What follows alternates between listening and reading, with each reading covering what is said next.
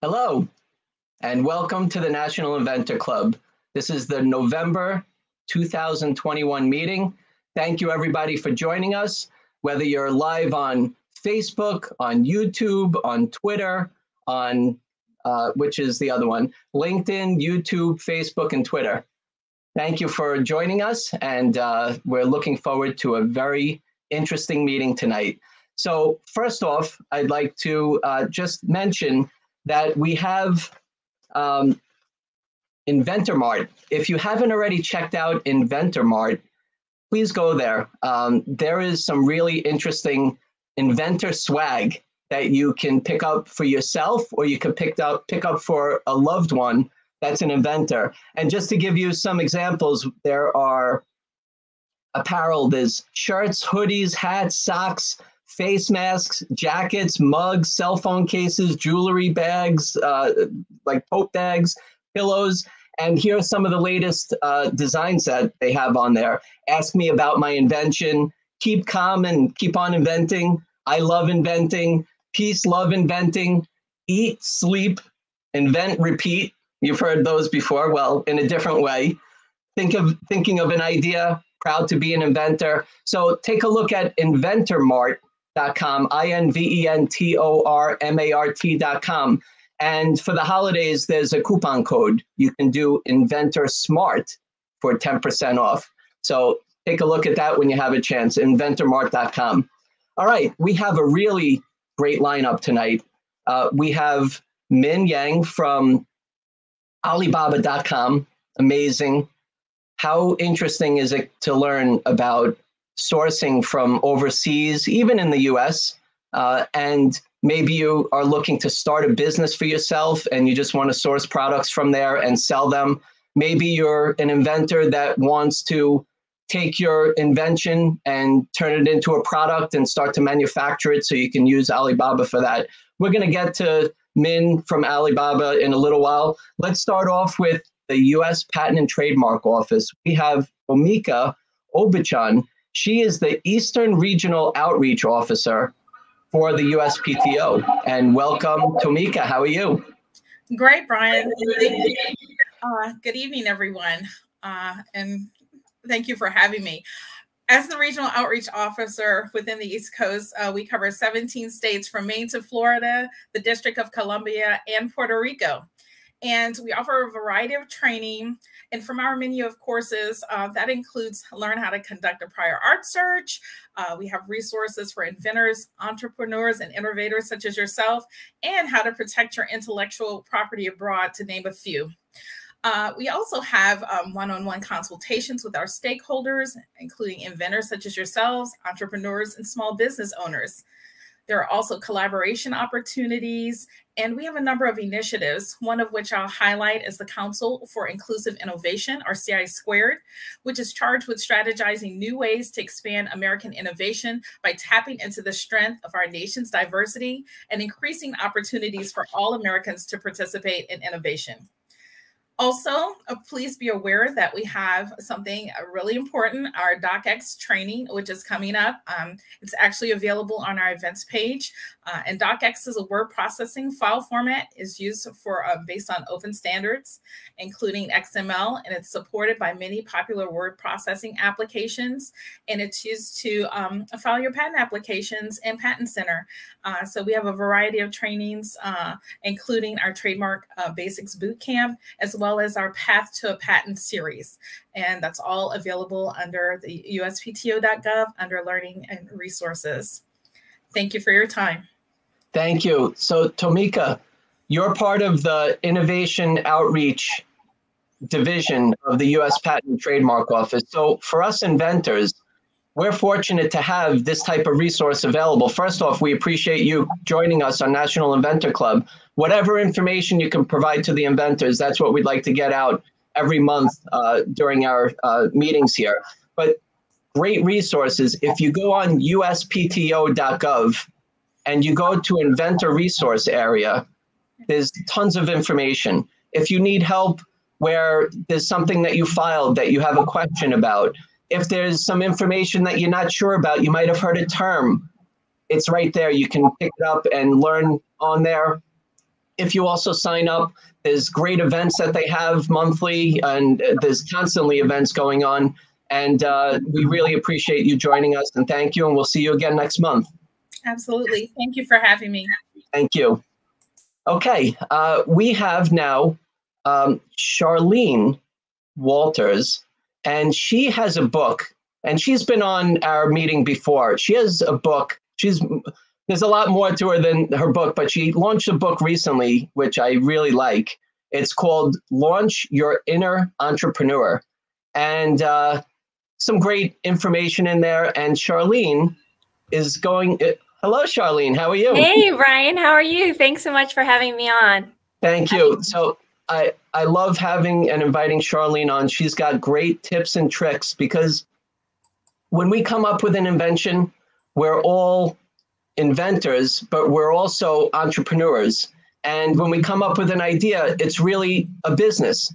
We're doing the research and development, and we're going through whatever it is. If we're manufacturing, we're licensing, whatever it is, we have to have that mindset as an entrepreneur, as a startup, as a business. So Charlene, you have a very interesting book. Maybe you can share some of the quick tips and tricks from there.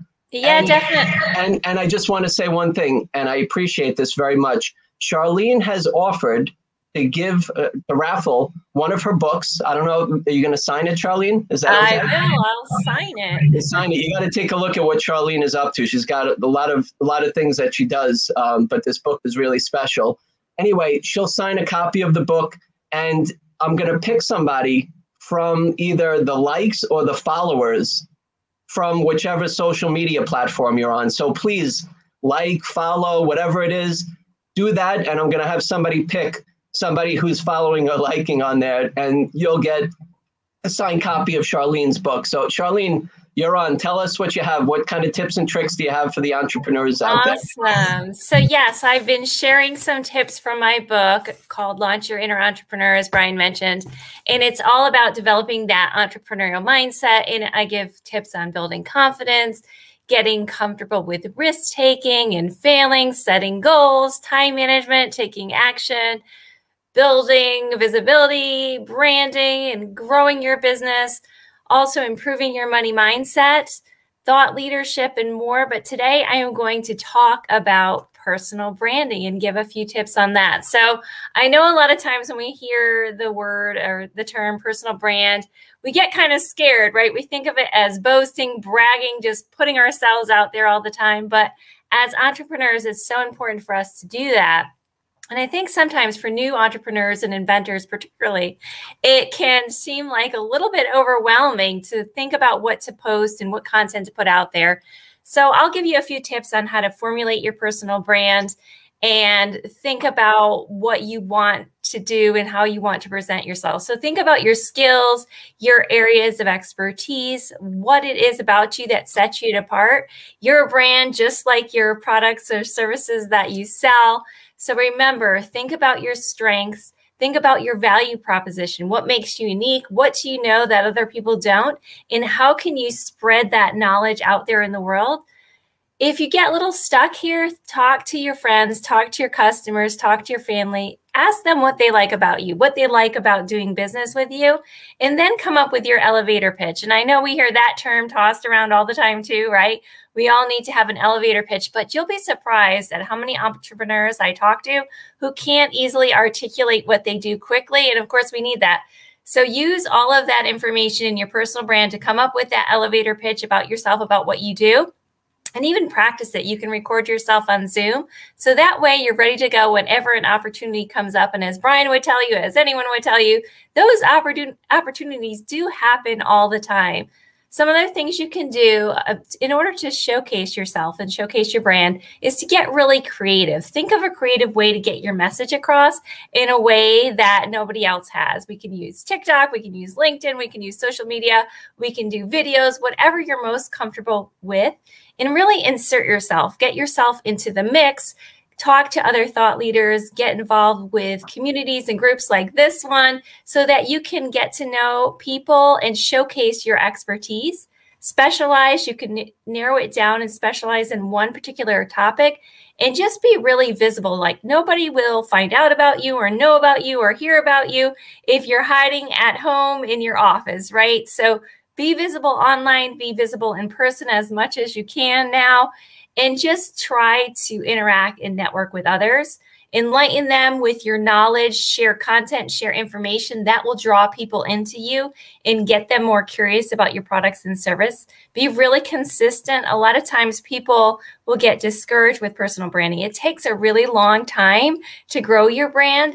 So even if you feel overwhelmed, just do one thing and stick with it. Do it once a week and keep going. It'll take a while to catch on, but it will be worthwhile and it will come together. I promise you. And also just give to receive. You know, things are not all one way. People aren't going to go out there and hand you opportunities. You've got to give them opportunities too and help each other. That's how we all do well in business. So always think about how you can help those people in your network, and they'll be more likely to help you along your path as well. When it comes to networking, build those connections online and off, become more visible. You can be a thought leader. Think about 3 key topics you want to know that you want to be known for and contribute on a regular basis. You can blog, you can podcast, you can set up speaking engagements, and then put all of that information together on your website. And just remember, you can do whatever you want. Dream big when it comes to personal branding. You never know where you're going to end up. I saw Brian pop on, so I know I've talked too long, but I'm glad he's going to be able to raffle off this book, and I hope that you'll really enjoy it.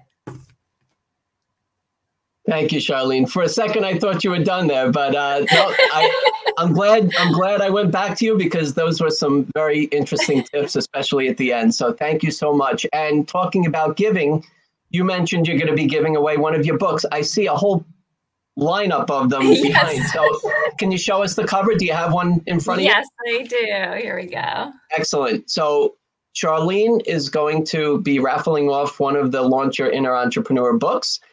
Please like, follow, whatever you have to do on social media, and we'll pick somebody afterwards, and Charlene will send you a signed copy. So thank you, everybody, for listening to Charlene. Thank you very much, and we'll have you on again for some more quick tips and tricks on another meeting.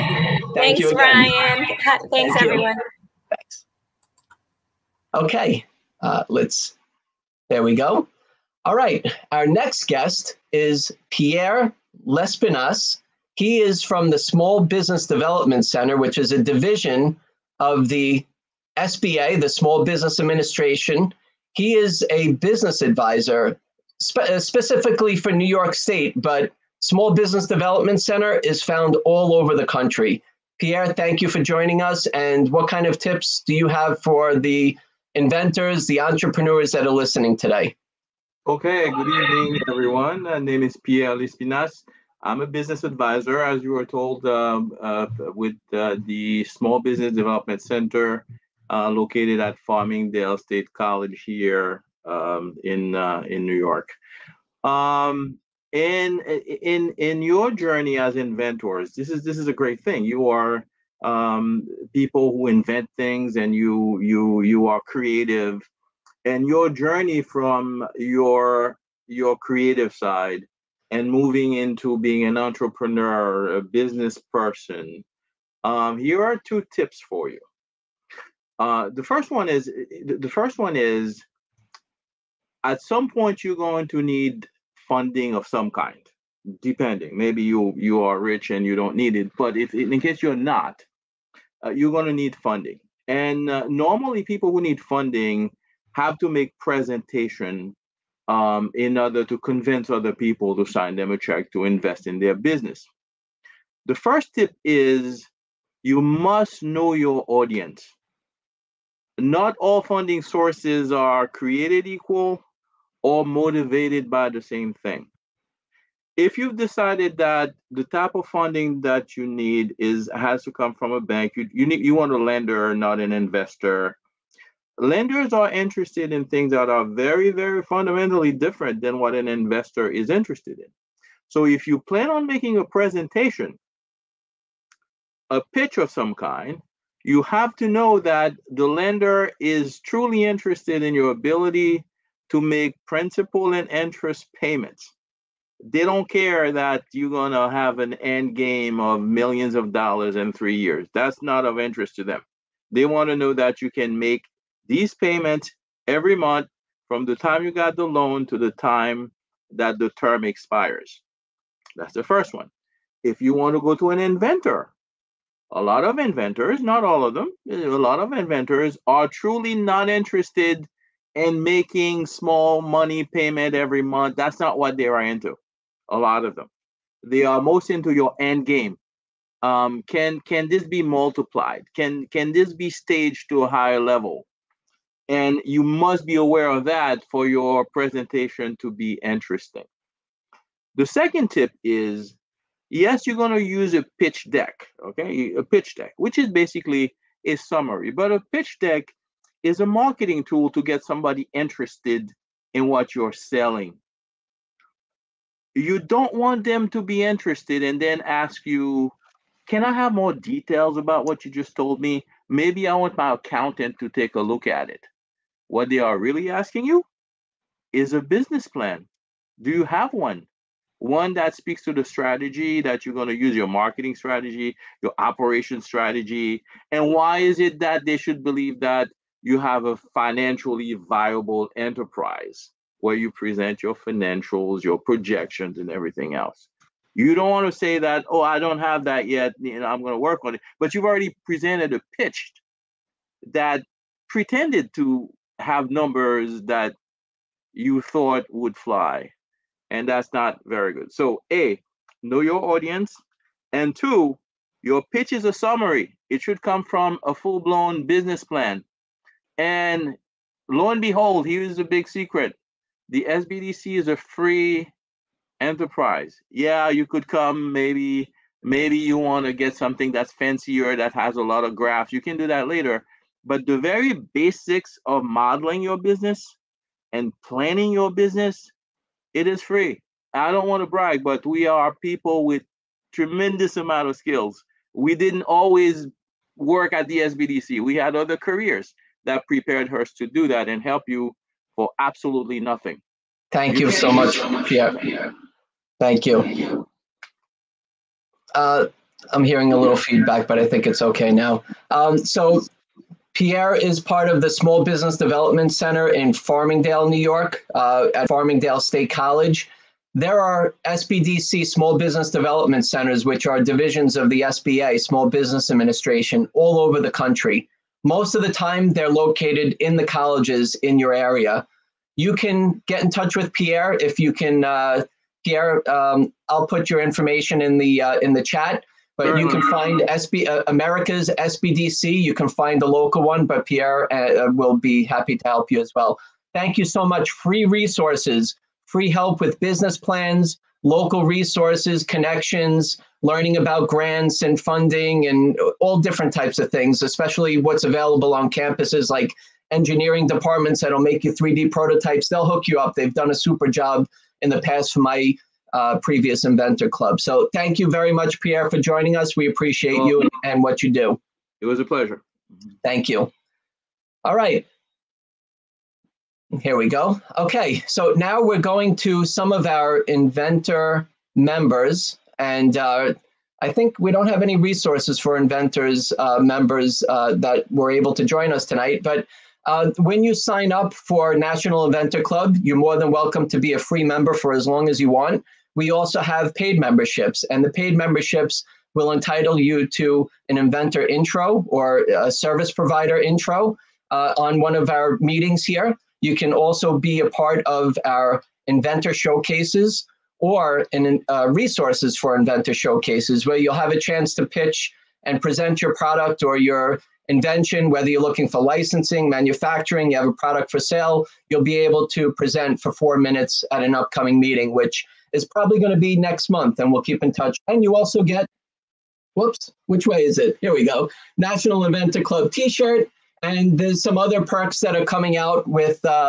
being a member, which I'm going to announce for January. So thank you for everybody becoming a paid member or a free member. Still love you the same. But we do have some members that are new to National Inventor Club. So I'd just like to introduce first Peter Hutchman. Hello, Peter. Hi, Brian. How are you? Thank you for becoming a member. If you could tell us who you are, where you're from, and why you're here. Sure. So my name is Pierre Hutchman. In June 2020, I retired after 40 years of teaching science here on Long Island. I am the proud owner of a company that I started way back in the pre-internet days called Magic Moments with Class. Throughout my 40 years of teaching, I had a hobby of magic and illusion. And I was weaving magic tricks, illusions, and quote unquote discrepant events into the classroom and teaching teachers how to do that. Well, now that I'm retired and with the internet being what it is, I decided to try to give back to education after 40 wonderful years of teaching. And I am patent pending on a new product called the Empathizer, a device that will enable teachers and students to appreciate, understand, and empathize with the challenges of having a learning disability such as dyslexia or dyspraxia. I'm working with a local manufacturer here on Long Island. I hope to have a prototype for next month's meeting. It's very exciting. And Brian, you've been with me every step of the way, and I thank you so much. You're awesome, Peter. Thank you so much for what you do and what you've been doing for the students. We appreciate you. And thank you for becoming a member. Oh, my pleasure. Thank you. Okay, we'll see you soon. All right. Okay. All right. And now we have Alexis Mantioni. I hope I said it right, from My Two Ladies Knitting. Alexis, if you could tell us who you are, where you're from, and why you're here. Yes, I will. Hi, Brian, again. Thank you very much for having me on. Say hello to everybody. So my name is Alexis Mantioni. I also live on Long Island. I have a patented product, which is a patented knitting needle. There hasn't been a patented knitting needle in like forever. So that is very, very cool. I am manufacturing in India. And actually, since I had this patented needle, I grew it into a brand, the My Two Ladies Knitting brand. So I now have a full line of fiber art tools, which is what we call knitting and crocheting and stuff like that. So things are going pretty well and looking forward to the future. Excellent. Thank you very much, Alexis, for becoming a member of National Inventor Club. And keep doing what you're doing. And did you, by the way, source from Alibaba? Did you use Alibaba at some point? I did find two of my suppliers I found from Alibaba. Yes. Very nice. So we're going to hear from Alibaba in a few moments. But thank you very much, Alexis. And keep on doing what you're doing. Keep on inventing. Thank you. Thank you. Okay. And we have Theo. Hello. How you doing, Theo? Good. How are you? Doing well, thank you. And you are the inventor of the fly flicker. But if you could just quickly tell us who you are, where you're from, and why you're here. And again, thank you for being a member of National Inventor Club. Okay. So my name is Theo Stewart Stand. I'm a serial inventor. I have a lot of patents under my belt, and I'm glad to be joining you finally. And basically, I'm trying to instead of outsource, I'm trying to develop a manufacturing base here. So I came up with this this product. It's the fly licker, and basically it's a portable little fly swatter, and you aim at flies, and it's very effective. You can see it on my website, flylicker.com. But I have a couple of other products here which I'm trying to remanufacture, which is this utensil, which is a fork, a knife, and a spoon, and it's flexible until you snap it together, and you get all three in one. So you get the fork, the knife, and the spoon. And then the last one I got, which I'm trying to manufacture, which I'm sourcing now in Massachusetts, is a collapsible cup, which I manufactured this, in 2005. But I'm redesigning it, and it's a new cup design. So. Thank you very much, Theo. The portable knife and fork, very interesting. Nice. I got to be careful when I put that in my back pocket or my front one. This is TSA safe. Oh, that's great. Yeah. Very nice. Congratulations. And hopefully we'll see you on an upcoming Inventor Showcase. Thank you for being a member of National Inventor Club. Thank you very much. Thank you. We'll see you soon. All right. Bye-bye. Okay. We have one more introduction. And Mariko, where are you? Yo, I'm here, Here Brian. he is. How you doing? He is our Inventor Spotlight of the month. Yes. Congratulations, Mariko. Why don't you tell us why you've earned the Inventor Spotlight for National Inventor Club?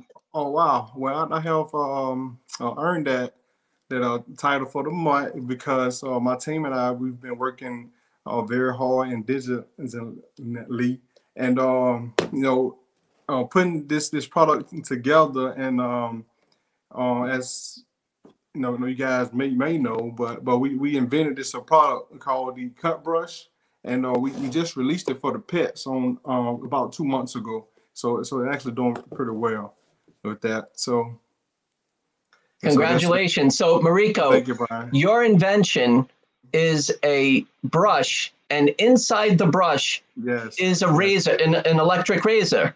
Yes, sir. So wow. Yes. So the name of the product is called Cut Brush. It's the world's first motorized clipper and brush. So I combine into one. So it designed to make self-grooming easier. So if you're doing it for your hair, for your beard, or wherever that you would like to do it, yeah, Brian. So you can take it and you just go back like that. So yeah, and it comes with the guard, so you won't cut it too low, as you can see right here.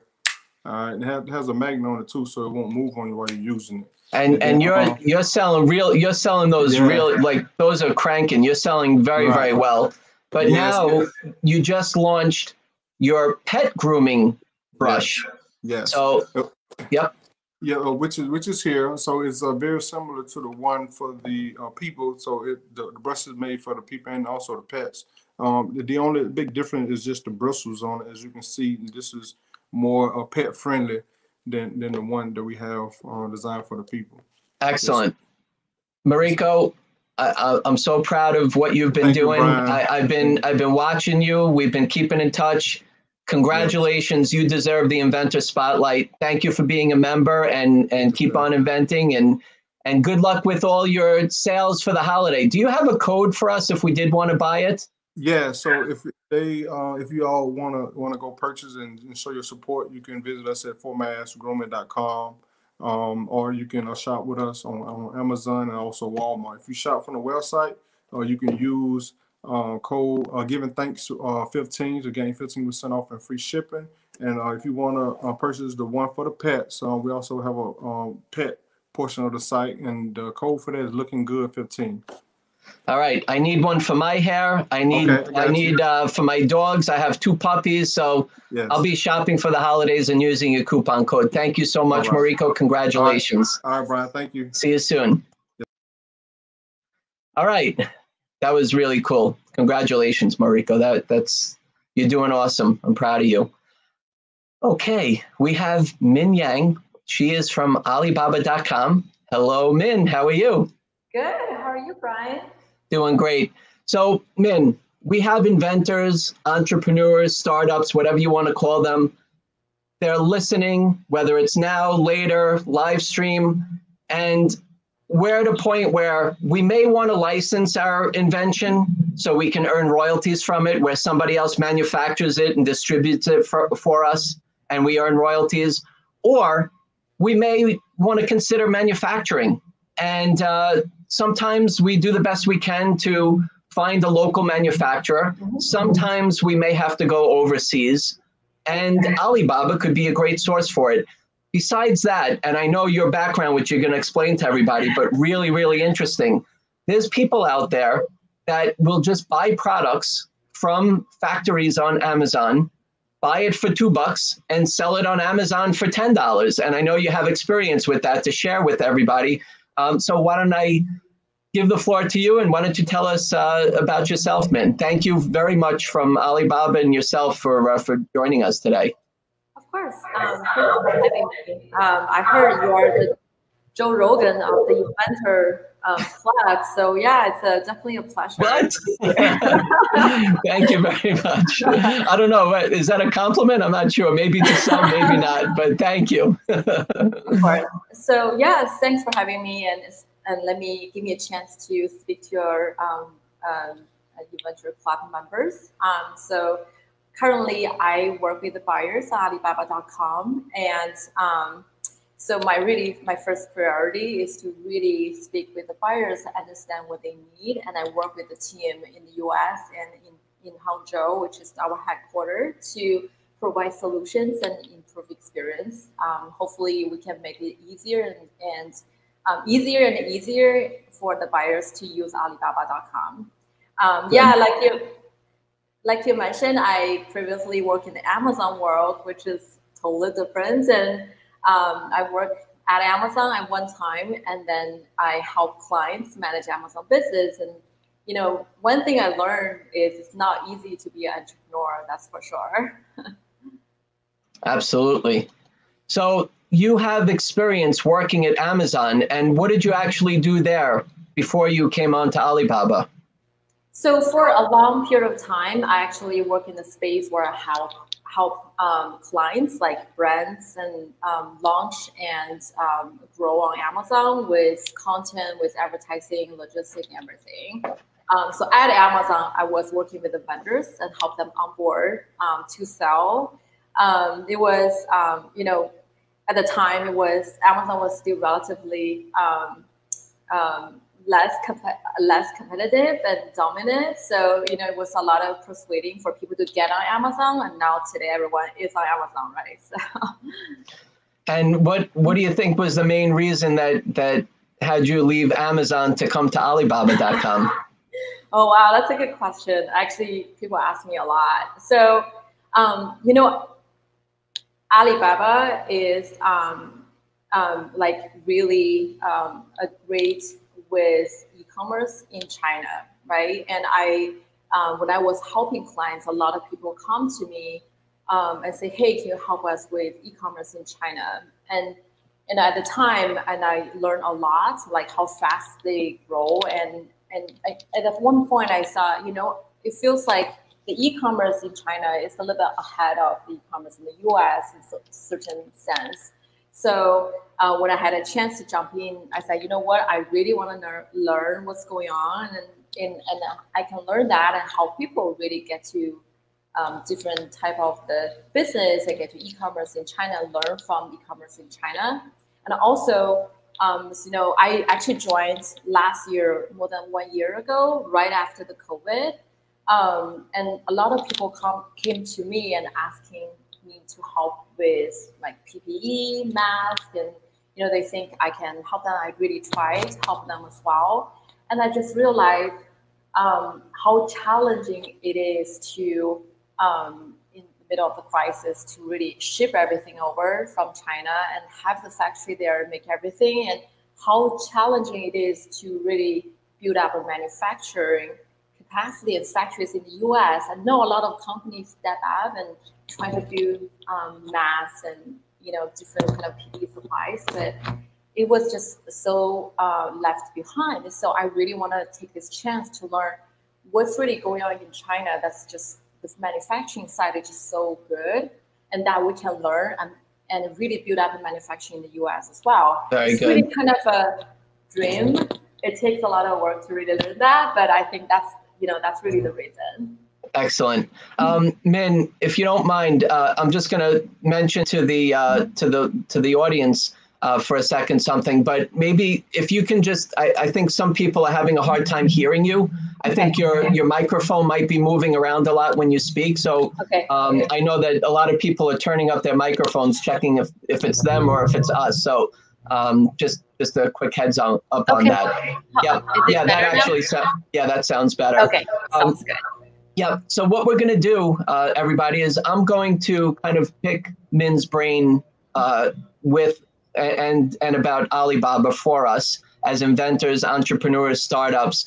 And then you're more than welcome to start putting questions in the chat, and I'll post your question up on the screen so Min can answer it as we're going along, as long as it's relevant. So yeah, I mean, the first one right away, thank you, Dr. Letts, how can you get in touch with Min? So we'll get through all that. So just stand by. I'd like to just get started. So a lot of people think that Alibaba is strictly for China, Asia, overseas. Maybe you can just give us a real explanation for people out there watching and listening what Alibaba is actually about.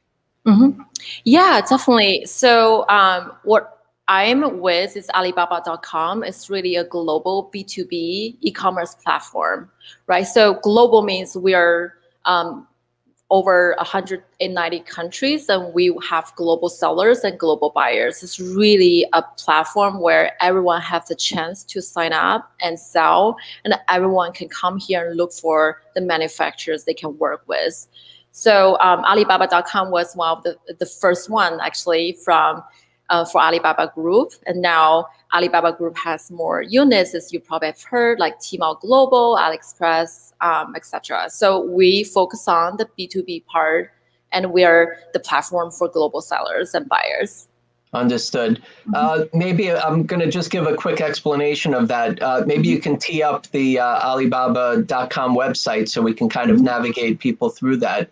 But I know that there's Alibaba.com, and myself as an inventor, when I first started, I was looking on Alibaba.com at some different factories that were related to things that I wanted to come up with.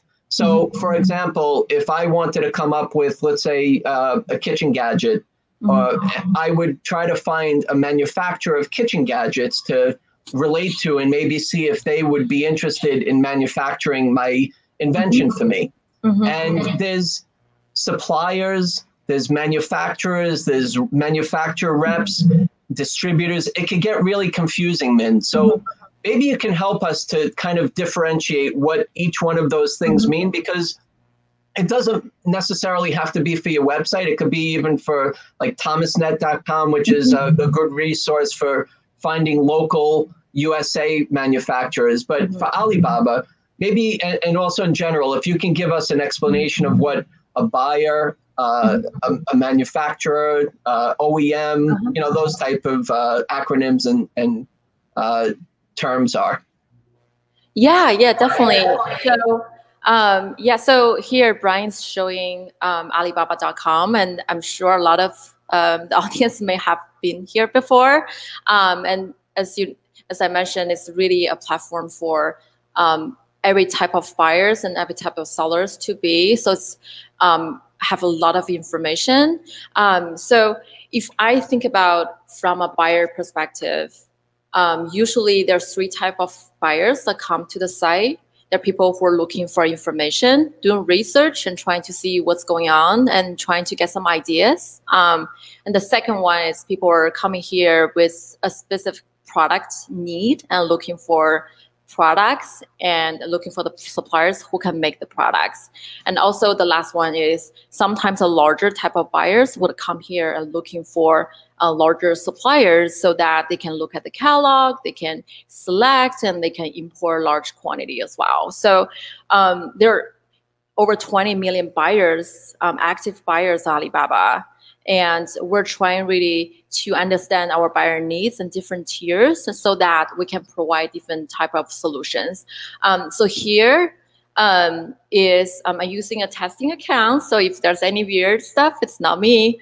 Also, as you know, our interface is optimized. So you will see a different interface from me based on my search experience and based on your search experience. So we have a Chinese word called 千人千面, which means 1,000 people and 1,000 interfaces. So you will probably see a different interface based on your search history. So for people who are coming here looking for ideas, they usually they're looking for, there are two types basically. Usually they're looking for what's trendy, what's really hot, what's popular. I want to really import those and get those, you know, selling right away, especially for buyers in like offline stores and promotional type of products, right? So usually people will come to the site and this section is actually really helping. So that's top ranked products based on your interests and search history. Man, and for yeah, you know what, I because there's some, I also, as we're going through this, it's important that inventors and everybody out there, the audience, understands that Alibaba.com, like, I know that there's licensing, like, for as inventors, we a lot of times we have this path of whether we're going to license our invention, where we find a manufacturer with distribution and they'll make it, they'll sell it, and we'll earn a royalty from it. And then on the other side, there's manufacturers where we want to go into our own business.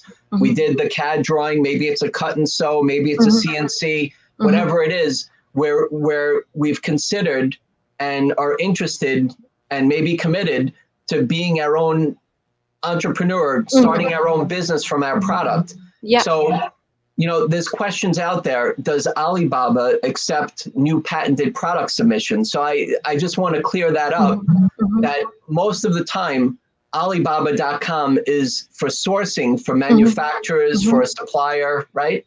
Yeah, that's right.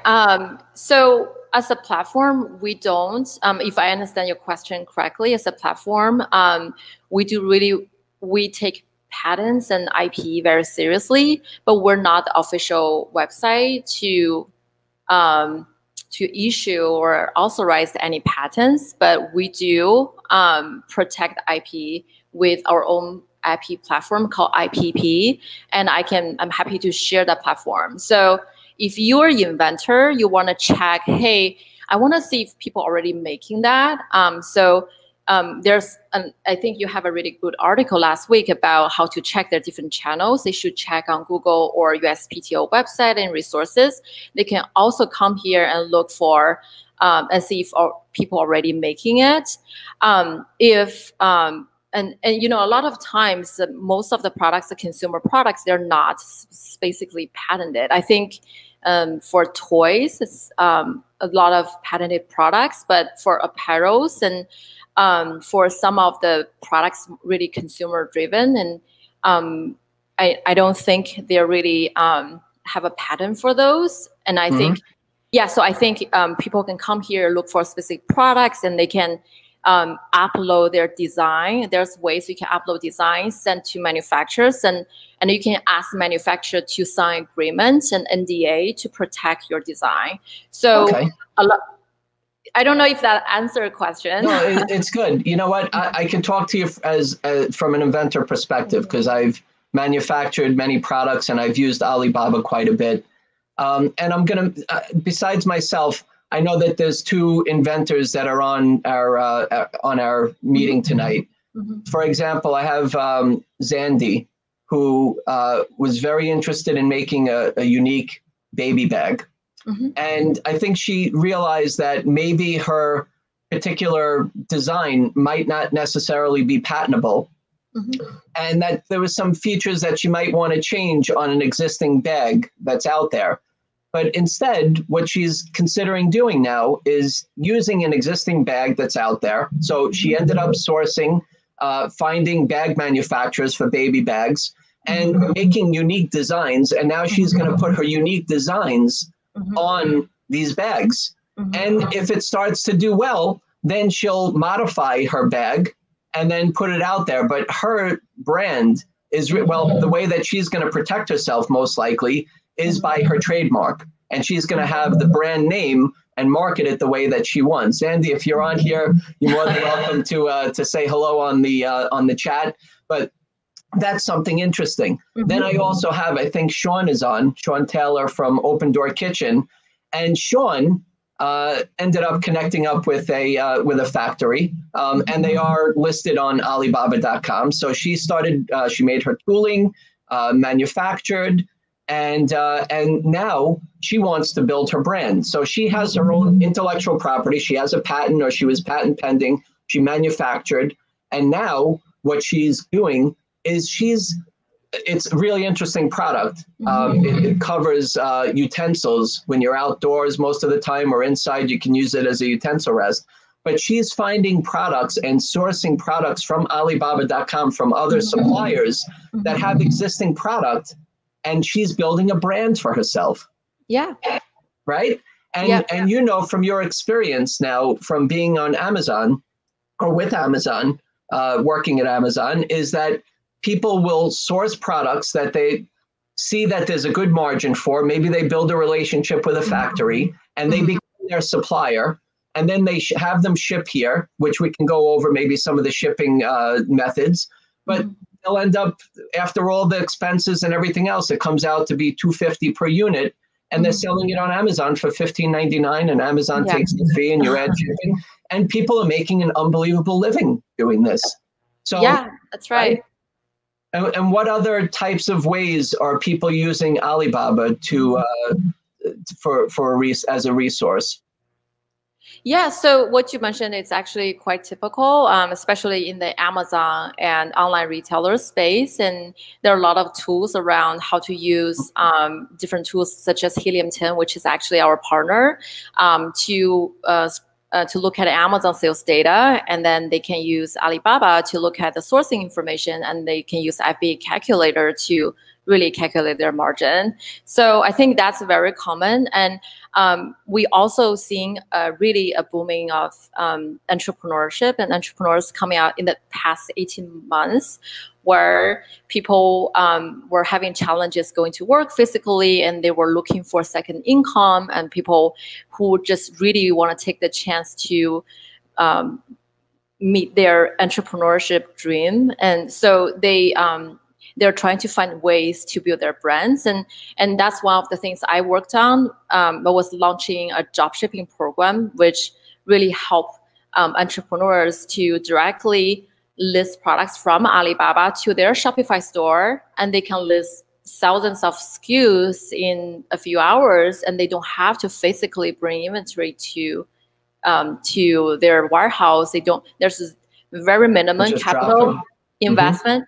And then once their store sells, consumer buys from their store, the supplier on Alibaba will ship the products to the consumer, which takes a little bit longer than Amazon Prime shipping. But that's a really good way for people who don't have a lot of capital, who don't have a lot of inventory space to get started. Interesting. So, yeah. Many comments coming in. Amazing. Usually we try to keep this meeting to an hour. It might be a little bit over, but I want to be able to answer these questions. So please stick with us here. Again, I want people to understand that, Alibaba.com is a resource to be able to find the right opportunity for a manufacturer to be able to help you with either manufacturing your product. What's OEM? What does that mean? I say OEM is sorry, it's just skip my mind. I think it's the original manufacturing. So that's kind of, they will manufacture for you. I should have known the words, but that's okay. It's basically when we have the design, we have our own design. So right. I know that a lot of people are on here asking about intellectual property. Vicky, I see here that you have something about medical devices and you have patent pending. We're gonna go through all this, but here's the thing. When I come up with an invention, I usually do my patent search. I end up getting, I get a patentability opinion to see if it's somebody else's invention, if I'm infringing, if it's public domain. So I have see if I can get some intellectual property. I always try. Then I end up working with a product designer or engineer. I make my CAD file. Then I get it to a point where I feel good about it. And then I file a provisional patent application, design patent, whatever. I even use copyrights for technical drawings these days. I file. So I'm patent pending. Now what I do is I go to Alibaba.com and I try to find the right factory. At this point, I have very good established relationships there, but I'm talking to you like if I'm brand new. I'll end up using Alibaba to find a factory. I'm already patent pending, or I have an issued patent. So how is Alibaba is Alibaba responsible for protecting my intellectual property from manufacturers that are listed on your platform? I think that's a tough question, and I'm not a legal expert. and I can come back to you with the answer. But I think we're not the party to do the legal execution part, but we are a platform. We're responsible and for protecting our buyers and our sellers. So if anyone who see a patent violation on Alibaba and they can file a complaint, and we will take care of it very quickly. We take it very seriously as a platform, but I'm not 100% sure we're legally responsible for no that. Problem. No problem. Well, I can tell you from my experience, look, I'm patent pending, or I have an issued patent, let's say. I'm giving my CAD files, let's say, to a factory that I just met. I'm building up a trust relationship with them. You know what I do, Min? And for the audience out there, when I look for a new factory, I vet them. I ask for references. I know I'm excited. It's my invention. I want to see it out there. I want to manufacture it, whatever. I still keep my business hat on, and I take my emotions out, and I figure out if this is the right factory for me. So you know what I do, Min? I ask them for references for USA factories. It doesn't have to be USA, but let me know that you have worked with other people that are proud of working with you. So I ask for that. I also ask them to go on Skype or WhatsApp or WeChat or whatever, and I ask them to tour their factory. And I don't have to go overseas to look for a factory. I can do it. I can watch and see it if I want, or I can go there. But I do tours of the factory. And then I do kind of like a test order. I say, what do you have there that you can send me a sample of your work? And then I ask them to ship it to me. And I take a look. I have to. I don't mind doing a transaction where I pay them to see how that goes. I don't mind paying for the shipping here to see how they package it up and deliver it to me. Did they do what they say they are going to do? Did they deliver it on time? Are they keeping in touch with me? Do they speak English enough for me to have a good conversation with them that we're on the same page? And that's what I do. It's a vet, just like anything else. When you do construction on your house, you want to be able to get references and check things. Exactly, yeah. We want to do our due diligence, and that's the way I do it. So that's the right way, If I'm going on Alibaba.com, and I want to find a factory. So let's for example, like Zandy, who's a member of National Inventor Club. So she wants to find a baby bag to work on. So let's say if we go on to a baby diaper bag, maybe if you put that in the search, and then it comes up and we see that there's manufacturers, suppliers, distributors. What would she end up doing, Min, to kind of gauge what a potential manufacturer might be? Yeah, that's a good question. So, so you see, once you use the search bar to search for specific products with the keywords, and you have different filters on the left side and top side. So if you know what kind of bags you're looking for, you can just click on that, such as, let's say, tote bag, right? And then on the left side, I highly recommend we check the trade assurance and verify suppliers. So basically, trade assurance is a type of, it's like an insurance to protect buyers. So in case you had any quality issues, you have a dispute with seller, and you have evidence that it's seller's fault, the trade assurance will protect buyers and get their money back. So that's just kind of, in case things were to happen. And also I would check verify suppliers. So basically, verified suppliers are the suppliers when they upload information to Alibaba, all the information has been verified by a third party. So the information is accurate, and they're, if you go to their page, you can see their previous history, their volume, their trade assurance, sales numbers in the past, and their top customer countries. If you're in the United States, you probably want to work with someone with experience shipping to United States, right? They know all the baby certificates and all the things that you need to actually be able to sell to consumer.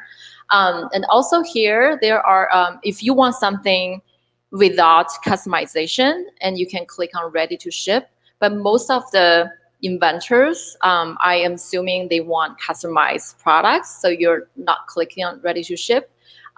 So we also have special offer that's usually for like pro buyer who have a little bit higher revenue. And here is one thing I would definitely recommend, minimum order. So for a lot of startups and inventors and entrepreneurs, they don't have the capital to start purchasing in large quantity. So if you want to buy 100 units, just fill in 100 units. Be very honest. So what I have heard that sometimes buyers are trying to game the system. They want to put in large number, get a better code. But so usually in that case, when you want to get put a larger number, like say you want 100 units and you put 10,000 units, the suppliers think that you want 10,000 units. They will not be able to adapt to your 100 units. So that's a waste of time for both sides. So, it's interesting, the minimum order quantity, MOQ. And thank you. I see a bunch of people answered the question, which OEM a little bit earlier. So thank you for that. I see it's in all the chats. But you know what, Min? When I'm vetting a factory, again, at this point, I have the relationship. So, and I still look for factories, especially when I'm working with inventors and they're looking to source something that may be more closer to what they're looking for. We'll find a factory closer to it, or maybe a different type of method to be able to manufacture. And yes, we do look for USA manufacturers, which are also listed on Alibaba.com. But a lot of times we're kind of going towards overseas because it's most of the time it turns out to be about a third less. The point I was going to make is as I'm building relationships with factories, I'm also letting them know, look, we're a startup. This is something in the beginning. Just be gentle with us with the minimum order quantity. And give us a chance. A lot of the first runs that we're going to do, we're going to give out for samples and we're going to try to, make something from it. And then hopefully we'll get some bigger orders. Sometimes if we're doing injection molding and tooling and all these things, it could start to add up a little bit where, you have to do the tooling to be able to manufacture. But I wanted to make this one point, Min, and I'm not going to mention the name, but there was a lady that I was helping, and she was trying to license her invention, and great invention, a little, niche, but she was trying to license it, and she kind of hit a brick wall. Still keep trying to license it. That's fine. But then there was a point where I said, why don't you manufacture it? And she said, well, I don't have the money for that. And I was like, well, how much is it? I don't know. So how do you know you can't manufacture it? What do you think? 25,000, 50,000. Okay. Well, we ended up taking her CAD files. I brought it to, some of the factories, and she ended up getting a cost of $600 for tooling. I'm sorry, for the mold, because it was made out of silicone. And then she, per piece was 80 cents per unit. And the factory gave her an MOQ minimum order quantity of 3,000 units. So 3,000 units times 80 cents is $2,400, $600 for the mold, $3,000 for 3,000 units, and then the shipping. And she's already sold 3,000, 3,000, 5,000, 5,000, 5,000. She keeps placing orders.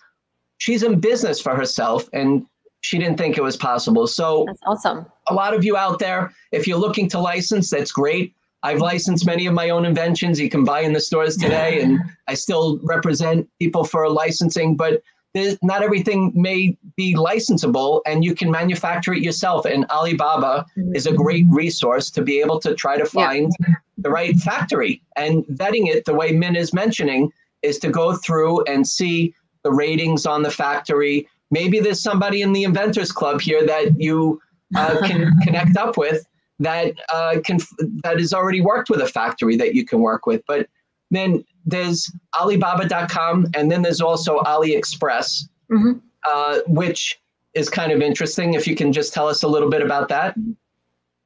Yeah, so Alibaba is the B2B platform. So usually for business, for bulk order and business purchases, and AliExpress is B2C to consumer. So it's more like, Amazon type. So that's the main difference. And I definitely want to echo your points earlier.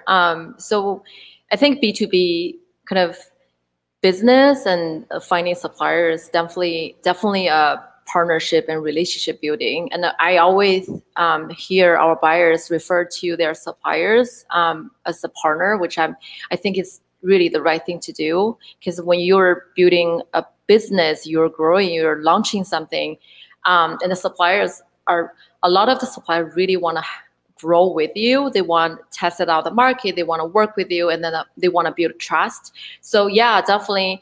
A lot of people who kind of have struggled with Alibaba, using Alibaba, is they think about it as like, Amazon, you order something, you don't have to deal with the supplier. But for Alibaba, I would encourage people to reach out to the supplier, kind of give them a background, what you're trying to do, sell them your dream, so they can be your partner to make the products for you.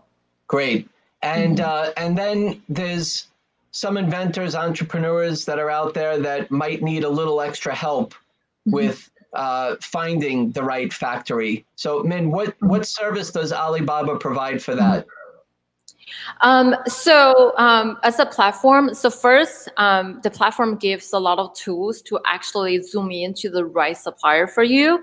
I mentioned about search plus filter, and also we have a Rfq Tool. That's a short for request for quotes. You can find it on the main page. So you can fill in your specific needs, your budget, and you can upload pictures, and you can submit for quotes, and there will be 8 to 9 codes coming from suppliers for you, and you can compare them apple to apple and look for the best supplier. Additionally, we're also trying to understand how can we offer like local sourcing agent support, and we have inspection, third-party inspection services, and we have a logistic teams who are building a logistic platform for customers as well. So there are a lot of things we are offering, and it's really based on specific needs. So if anyone listening in right now needs anything and needs some help and advice or directions, please feel free to reach out. Thank you. And we'll put your information in the comments section here.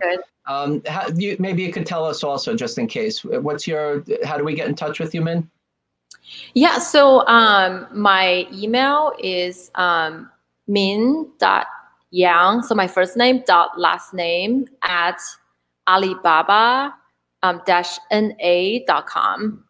So I can, I'm happy to share that with you. And also I'm very active on LinkedIn, so please feel free to connect with me. And we're also trying to share more information and expert tips and that buyers may need to learn about Alibaba or sourcing or logistics or everything that need to learn to really get the products to their store. So we're building really a public profile, LinkedIn profile, and we encourage people to come and follow. Excellent. Yeah. Give us some more questions, audience, if you have any more. So I'm just going to kind of recap, Min, what I do for myself as an inventor that started off learning about Alibaba. When you go on, you want to find something relevant to what you already came up with, or maybe it's something that you know exactly what you're looking for. So again, I get to a point where I'm patent pending. If I end up giving my files to somebody overseas and they end up making it and trying to ship it here, well, that's why I filed a patent. So I'm protected. If I see it online, then I'm going to go to Alibaba. It's happened to me on Amazon. I go to Amazon and they take it down. As long as you have something that you can justify that it's your intellectual property. So then I end up looking for a factory. I connect up with them. You have great resources right on there. So I get to learn about the factory. I can go on their website from your listing. I can look at their rating. They also have different representatives that are included in the chat. So you set up an account on Alibaba.com and you can click on the Skype or WeChat, or actually Alibaba.com has its own chat. You start connecting up with the factory. You start connecting up with the factory and you start a chat with them and you tell them what you need. But before I expose my intellectual property, my CAD file or whatever, maybe it's my spec drawing for my unique bag that I came up with, as an example, I want to learn more about them. And I'm excited to try to connect with them but I do my due diligence. I take my time, I get references, I find out, do a little transaction with them, I see what they do. I go on video and I see their factory. A couple times I found a factory and they sent me something, and when I opened up the package, it was terrible. The material, like the sample was terrible, the packaging was, it was tough. So I didn't work with that factory. Then other ones, I started a conversation and I asked them, can you show me the factory? No, I don't go into the factory. I don't show. So you don't work for the factory. So you're a manufacturer's rep. So maybe you're a person or you have a company that represents many different factories, and now I'm going to you, and you might be a salesperson for those 10 factories. Or are you the factory? Right? So, or are you a supplier? Are you a company that just has products that you make and that you sell and people private label it? Like you go to any of the retail stores and you see products that are out there that are kind of generic that the stores put their names on. They'll source it from a factory, they'll put their name on it, and you'll see the same product 10 times in the retail store, just under different names, and you're entitled to do that. It's who wants to make the most margin and what's more attractive to the consumer, the brand that you may want to purchase, right, Min? Well, yeah, that's I think I mentioned that interesting story when I was working in toys industry. It's not on Alibaba, but my boss was an inventor of toys at the time, and he was telling me every time in September when the new toys came into the market, and they're just people go to Walmart and buy new toys and send them to the factories to make them. It just happens everywhere. But I think, back to your point, it is definitely important to do diligence. And also sometimes I think, I was reading, spending hours and hours reading about how suppliers work with buyers as well. And sometimes the factories, they don't have, working with factories is definitely great, but sometimes the factory's owners are so busy in certain times when they get a big order, they don't have time to respond to you, or sometimes they're just, set up auto reply, and sometimes the buyer think they're not responsive, but situations are very different. So I definitely encourage buyers to communicate with suppliers, due diligence, and make sure they have the right partner. Absolutely. It's very, very important. And again, inventors, we can go into business for ourselves. Just make sure that you're talking to the right companies, the right factories, doing your due diligence, putting it all together. And that's what we have National Inventor Club for. And that's what I do to get this information out to you. And Min, really appreciate you being a guest with us here. Are there any final questions for Min? There was a lot here. I was trying to because a lot of people were asking the same type of questions, but I was trying to answer bring the questions to you from all together. Maybe you could just touch on, Dr. Kolpetzer, you're asking what's an approximate time frame for process from contact to on shelf.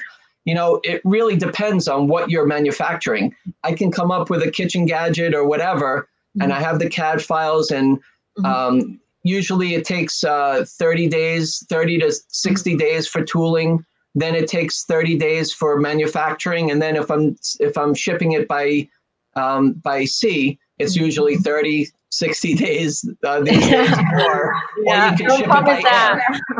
Yeah. So how about you touch on that for a second, because there's some chaos going on right now with the supply chain. Yeah. How is it right now with working with an overseas factory and shipping product here to the U.S.? Yeah, it's definitely the most challenging part of the supply chain now, with the major port in California being, very packed, and now they're charging extra money for the delay to remove the container. So from what I've heard recently, the freight forwarders are really kind of allocating the inventory and shipment to other ports, and some of the buyers, they are using air freight to ship if it's really urgent. So it's really a chaos right now, and we're trying to pull us, you know, the information we have last week, it's different from the information today, and the price changes every week as well. So hopefully, and the price is really, you know, crazy today as well. So, and we have a platform. So we always encourage people to double check on the pricing, and we have a shipping logistic platform, ship.alibaba.com, where you can really do a quick search and compare the pricing to what you have been offered from other resources and see maybe we'll have a better pricing and we have a better end-to-end solution.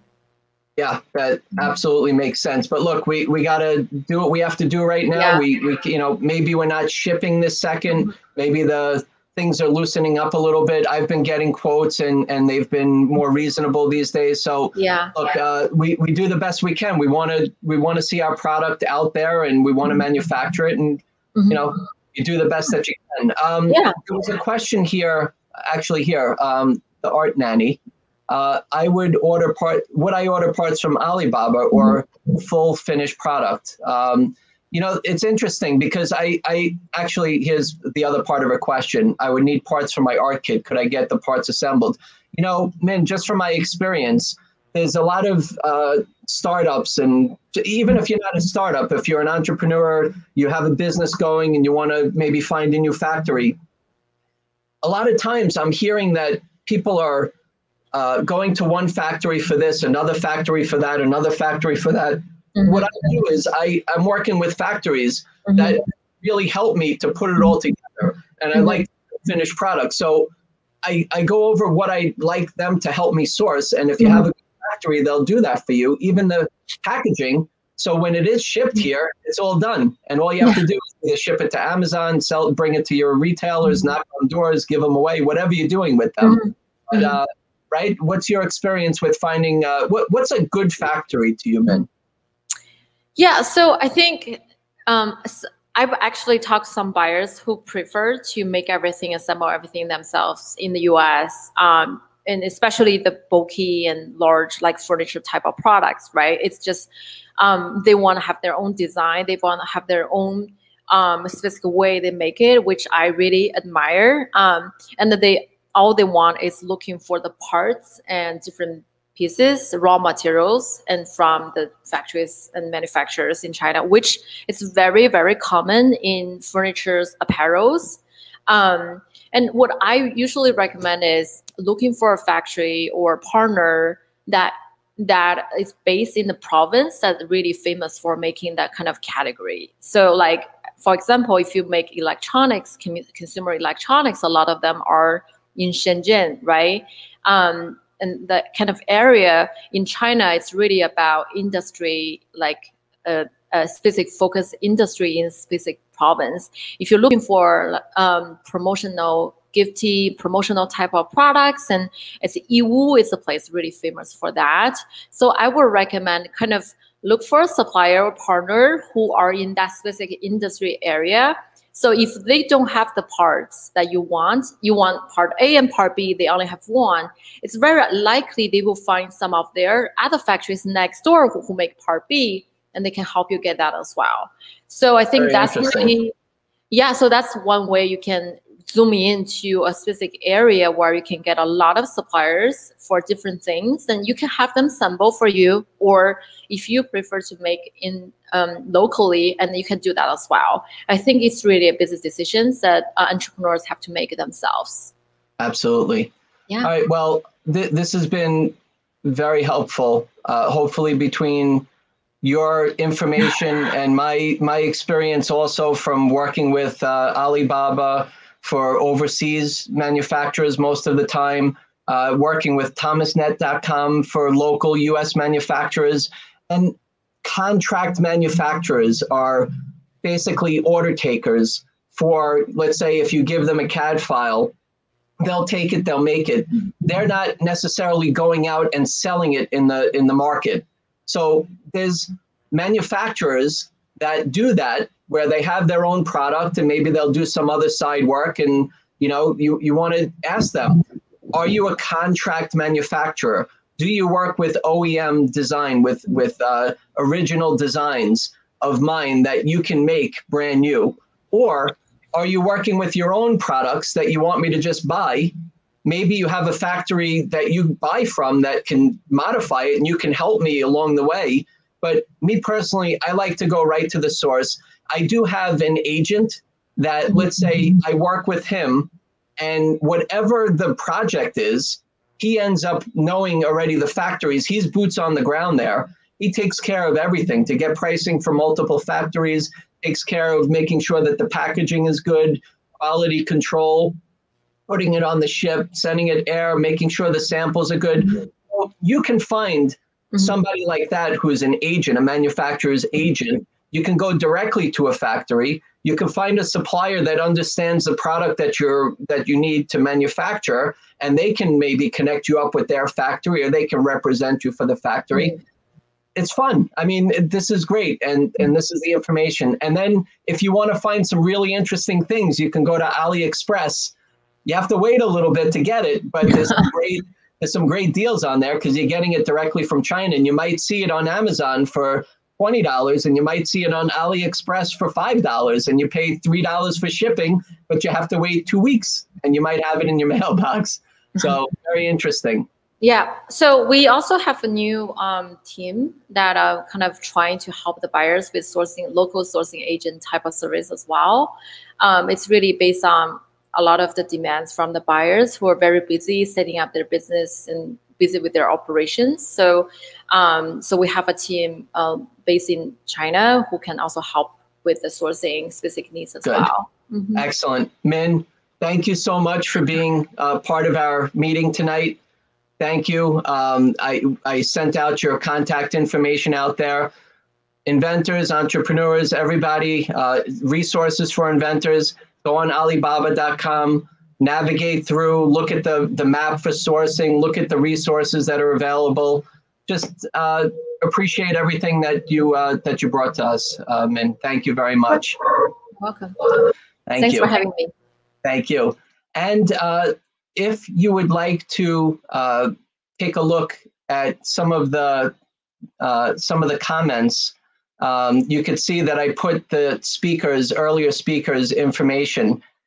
Last chance, go ahead and follow the page, show your support for National Inventor Club, but also be part of the raffle to get Charlene Walters' book, Launch Your Inner Entrepreneur. Very good book, and she'll sign it and send it to you. And for those of you who are out there who are a free member, thank you so much for supporting the club. Paid members, keep the meetings going and everything else behind the scenes. There's a lot of new things that are coming out for 2022. But until then, be a part of the Inventor membership and service provider membership. You'll be part of the showcases that are coming up, the introductions to our meetings. You get the t-shirt, and I'm going to tell you about all the other things that are coming out for 2022 as a paid member. We're going to keep bringing all kinds of great things to everybody and keep bringing you fabulous guests like Min and all the previous meetings that we've had. You can go on nationalinventorclub.com. You can look at the past meetings on there, and you can see any of the meetings that you missed, so you can keep up to date with us. Everybody, thank you so much for joining me, and everybody else that was on tonight. And keep on inventing. Go to nationalinventorclub.com and sign up. Free membership, paid membership with benefits. Make it happen. We'll keep in touch. Thank you so much again.